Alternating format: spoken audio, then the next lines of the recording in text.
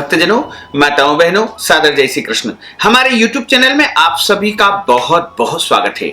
मैं हूं आपके साथ आचार्य धर्मेंद्र शास्त्री। आज हम आपको अधिक मास के 23वें अध्याय की कथा सुनाने जा रहे हैं। इस कथा को अंत तक जरूर सुनिएगा और अधिक से अधिक लोगों को शेयर भी करिएगा। पुरुषोत्तम मास, मल मास, अधिक मास जो कि प्रत्येक 3 वर्ष में आता है और अधिक मास की कथाओं का श्रवण मनुष्य को करना चाहिए तथा अधिक मास के नियमों का पालन करना चाहिए। अलग अलग दिन की अलग अलग कथाएं होती है। ये जो कथा हम आपको सुनाने जा रहे हैं ये 23वें अध्याय की और 23वें दिन की कथा है। इस कथा को आप अंत तक जरूर सुनिएगा।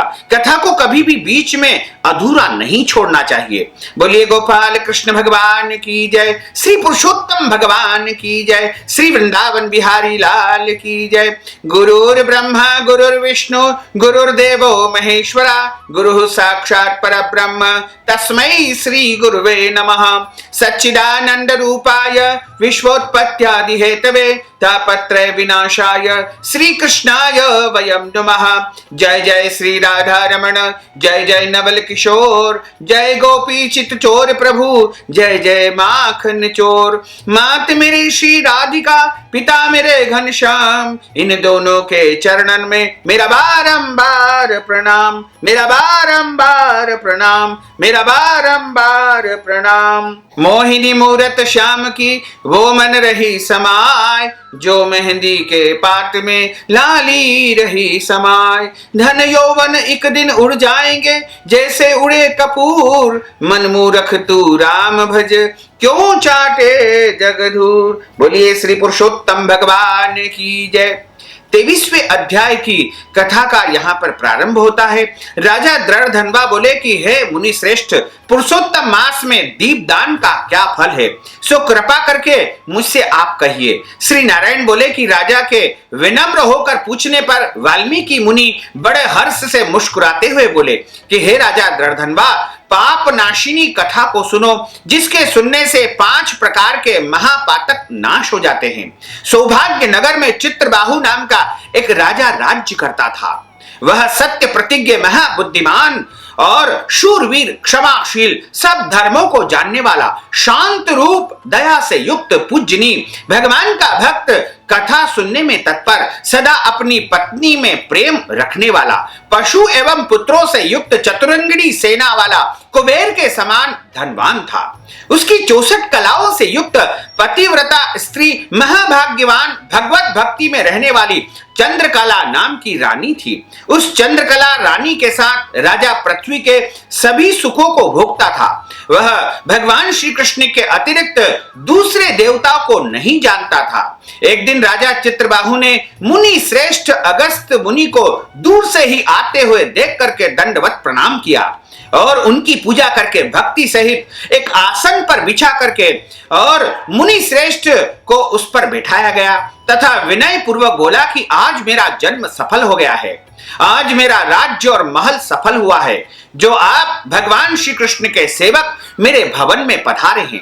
आज आपके दर्शन से मैं सभी पापों से छूट गया हूं, अतः हाथी, रथ, घोड़ा, पैदल सेना के सहित राज्य आपको भेंट करता हूं। हे मुनि श्रेष्ठ, आप वैष्णव हो, इससे मैंने सब कुछ आपको दिया, क्योंकि वैष्णव को दिया हुआ घोड़ा दान भी सुमेरु पर्वत के समान हो जाता है। जो पुरुष दिन भर में कोड़ी भर शाक अथवा उत्तम अन्न वैष्णव ब्राह्मण को नहीं देता है, उसका वह दिन निष्फल हो जाता है, ऐसा वेद वेत्ताओं का कहना है। जो कोई ब्राह्मण आदि विष्णु भक्त हो वो पूजने योग्य है, उनकी वाणी, मन और कर्म में सत्कार करना चाहिए, ऐसा ऋषि गर्गाचार्य, गौतम और मुनि सुमंत ने कहा है। अगस्त ऋषि बोले कि हे चित्रबाहु, तू सब प्रकार से धन्य है, तेरी यह प्रजा भी धन्य है, जो तुम जैसे वैष्णव प्रजा की रक्षा करते हो। जिस राज्य का राजा हरि का भक्त हो, उस राज्य में कभी भी जो है कोई कमी नहीं होती है, और जिस राजा को जो है हरि की भक्ति नहीं हो, यानी जिस राजा के अंदर जो है हरि के प्रति आस्था नहीं हो, उस राज्य में निवास नहीं करना चाहिए। इसलिए वैष्णव रहित राज्य में रहने से वन में रहना अच्छा है। जैसे नेत्रहीन शरीर, पति के बिना स्त्री और निरक्षर ब्राह्मण निंदनीय है, वैसे ही वैष्णव रहित देश निंदनीय है। जैसे दांत बिना हाथी, पंख बिना पक्षी और दशमी विद्या द्वादशी एकादशी की स्थिति होती है, वैसे ही वैष्णव बिना राज्य है। जैसे कुश रहित संध्या, तिलक के बिना तर्पण, जीविका के लिए देव सेवा होती है, वैसे ही अवैष्णव राजा का देश है। जैसे केश संवारने वाली विधवा स्त्री, स्नान रहित व्रत करने वाला और ब्राह्मणी से संभोग करने वाला शूद्र निंदनीय है, वैसे ही वैष्णव बिना राज्य अधूरा माना जाता है। विद्वानों ने राजा वही कहा है जो श्री कृष्ण भगवान के चरणों का आश्रय लेता हो, उसी का राज्य दिन प्रतिदिन बढ़ता है और उसी की प्रजा समस्त सुखों को भोगती है। हे राजन, आपके दर्शन से मेरी दृष्टि सफल हो गई है, आपके साथ वार्तालाप करने से आज मेरी वाणी सफल हो गई है, आपके साथ बैठ करके मेरा मन गदगद हो गया है। हे राजन, मेरी आज्ञा है, अब इस राज्य का शासन तुम करो, मैं तुमको राज्य में पुनः प्रतिष्ठित कर रहा हूं, तुम्हारा कल्याण हो। श्री नारायण बोले कि इस प्रकार कहकर चलने की इच्छा करने वाले अगस्त्य जी को राजा चित्रबाहु की पतिव्रता पटरानी ने परम भक्ति पूर्वक प्रणाम किया। अगस्त ऋषि बोले कि हे शुभे, तू सदा सौभाग्यशाली हो और भक्ति पूर्वक पति की सेवा करती रहे। भगवान श्री कृष्ण में तेरी दृढ़ भक्ति हो, ऐसा आशीर्वाद देते हुए मुनि से विनय पूर्वक राजा सिर नवा करके हाथ जोड़ करके फिर बोला कि हे महर्षि, मुझे अपार धन, अकंटक राज्य और पतिव्रता स्त्री किन सुकर्मों से प्राप्त हुई है। हे विप्रेंद्र, यह सब कृपा करके मुझे आप बताइए, मैं आपकी शरण में आया हूं। हाथ के दर्पण की भांति आप त्रिकालदर्शी हो। श्री नारायण बोले कि इस प्रकार राजा का प्रश्न सुन करके मुनि श्रेष्ठ अगस्त जी एकाग्र चित्त होकर के बोले कि मैंने तेरे पूर्व जन्म का सब चरित्र देख लिया है, यह सब प्राचीन इतिहास में तुमसे कहता हूं। तो सुंदर चमत्कारपुर में मणिग्रीव नाम का शूद्र जाति में पैदा हुआ था और जीव का हिंसक था, नास्तिक था, दुष्चरित्र था, पर स्त्रियों को हरने वाला था, बुरे विचार करने वाला था तथा तो हमेशा अपवित्र रहता था। और तेरी इस जन्म की जो पत्नी है वो पूर्व जन्म में तेरी भार्या थी।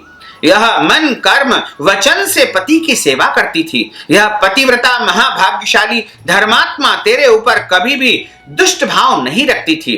तुझ कुकर्मी को तेरी जाति के अन्य बंधुओं ने त्याग कर दिया था और राजा ने क्रोधित होकर के तेरा सब वैभव और धन छीन लिया था और राजा ने क्रोधित होकर के तुझे जो है बचा खुचा जो भी था वह भी छीन लिया था।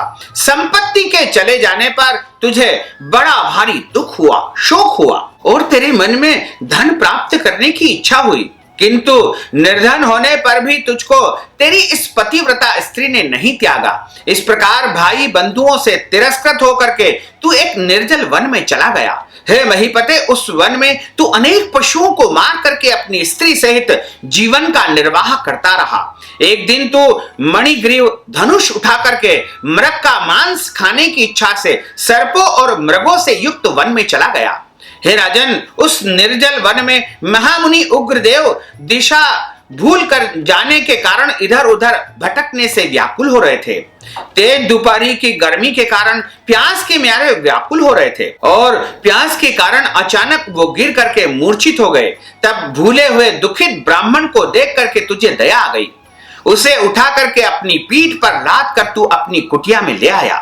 उस दुखित ब्राह्मण की तुम दोनों स्त्री पुरुषों ने बहुत सेवा की। जब महायोगी उग्रदेव को 2 घड़ी बाद जो है चेतना आई तो बड़ा आश्चर्य हुआ और वो बोले कि मैं यहाँ कहाँ आया है, मुझे यहाँ पर कौन लेकर आया है। श्री नारायण बोले कि मणिग्रीव उस ब्राह्मण से बोला कि हे ब्राह्मण, यहाँ सुंदर तालाब है, इसमें कमलनी के पुष्पों से सुगंधित शीतल जल में स्नान करके मध्याह्न कालीन क्रिया करके आप फलाहार करके श्रेष्ठ शीतल जल का पान करें, पश्चात आप सुखपूर्वक विश्राम करें।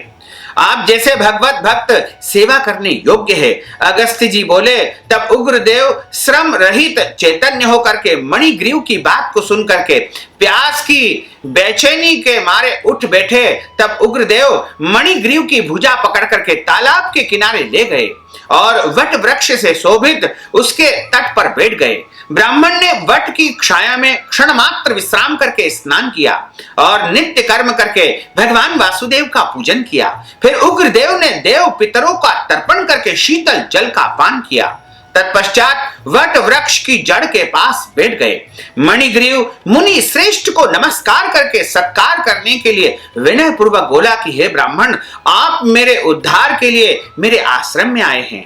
इस तरह आपके दर्शन से मेरे समस्त पाप नष्ट हो गए हैं। फिर मणिग्रीव ने बड़े प्रेम से अपनी स्त्री से कहा कि हे सुंदरी, जो जो आश्रम में स्वादिष्ट पके हुए आम्र आदि के फल हो उनको जल्दी लेकर आओ, देर मत करो, और जो कुछ कंद मूल फल हो उनको भी लेकर आओ। अपने पति के ऐसे वचन को सुन करके सुंदरी ने आम्र के फल और कंदादि ला करके बड़े हर्ष से ब्राह्मण के आगे रख दिए। मणिग्रीव फिर मुनि श्रेष्ठ से बोला कि हे ब्राह्मण, फलों को अंगीकार करके हम दोनों स्त्री पुरुष को आप कृतार्थ करें, आशीर्वाद प्रदान करें। उग्रदेव बोले, अरे भाई, मैं तुमको नहीं जानता हूं, तुम कौन हो? अतः तुम पहले अपना परिचय दो, क्योंकि बुद्धिमान ब्राह्मण बिना जाने किसी का कुछ नहीं खाते हैं। मणिग्रीव बोला कि हे दुशार्दुल, मैं जाति और भाई बंधुओं से त्यागा हुआ मणिग्रीव नाम का शूद्र हूं। उग्रदेव शूद्र के ऐसे वचन को सुनकर के प्रसन्न हुए तथा फलाहार करके जल पी करके सुखपूर्वक वहां पर बैठे। ब्राह्मण के दोनों चरणों को अपनी गोदी में रखकर मणिग्रीव बोला कि हे मुनि श्रेष्ठ, इस निर्जल और भयावह वन में, दुष्ट हिंसक व्याघ्रादि से युक्त वन में आप कहां जा रहे थे और आपको कहां जाना है? उग्रदेव जी बोले कि हे शूद्र, मैं ब्राह्मण हूं, मुझे प्रयागराज जाना है। इस समय अनजाने में इस महाभयंकर वन में भटक करके आ गया हूं। यहाँ प्यास की बेचैनी और थकान के कारण मैं मरणासन्न को प्राप्त हो गया था। मुझको तूने जीवन दान दिया है, अतः बताओ मैं तुझे क्या दूं? हे मणिग्रीव, तुम दोनों स्त्री पुरुष ने वन का आश्रय क्यों लिया है? सो मुझसे कहो, वह दुख मैं दूर कर दूंगा। अगस्त ऋषि बोले कि इस प्रकार उग्रदेव के मनोहर वचन को सुनकर के अपनी स्त्री के सामने ही मुनीश्वर की प्रार्थना करके दरिद्रता रूपी समुद्र से तरने के लिए मणिग्रीव अपने किए हुए कर्मों का फल वर्णन करने लगा। इस प्रकार अधिक मास के पुरुषोत्तम मास के मल मास के 23वें अध्याय की यहाँ पर कथा का समापन हो रहा है। बोलिए श्री पुरुषोत्तम भगवान की जय, श्री वृंदावन बिहारी लाल की जय। अच्युतम केशवम राम नारायणम कृष्ण दामोदरम वासुदेवम हरे, श्रीधरम माधवम गोपिका वल्लभम, श्री जानकी नायकम श्री रामचंद्रम भजे, जानकी मनोहरम सर्वलोक नायकम, श्री शंकरादि सेवितम पुण्य नाम कीर्तनम, श्री राम राम राम राम राम नाम तायकम, रामा कृष्ण वासुदेवा भक्ति मुक्तिदायकम, रामा कृष्ण वासुदेवा भक्ति मुक्तिदायकम, रामा कृष्ण वासुदेवा भक्ति मुक्तिदायकम। बोलिए पुरुषोत्तम भगवान की जय, श्री वृंदावन बिहारी लाल की जय, गोपाल कृष्ण भगवान की जय, श्री लक्ष्मी नारायण भगवान की जय, श्री गिरिराज धरण की जय, श्री यमुने महारानी की जय, श्री गुसाई जी महाराज की जय। धर्म की जय हो, अधर्म का नाश हो, प्राणियों में सद्भावना हो, विश्व का कल्याण हो, सनातन धर्म की जय हो, गौ माता की जय हो, नगर बस्ती की जय हो, आज के आनंद की जय हो, कल के आनंद की जय हो, परसों के आनंद की जय हो, बरसों बरसों के आनंद की जय हो।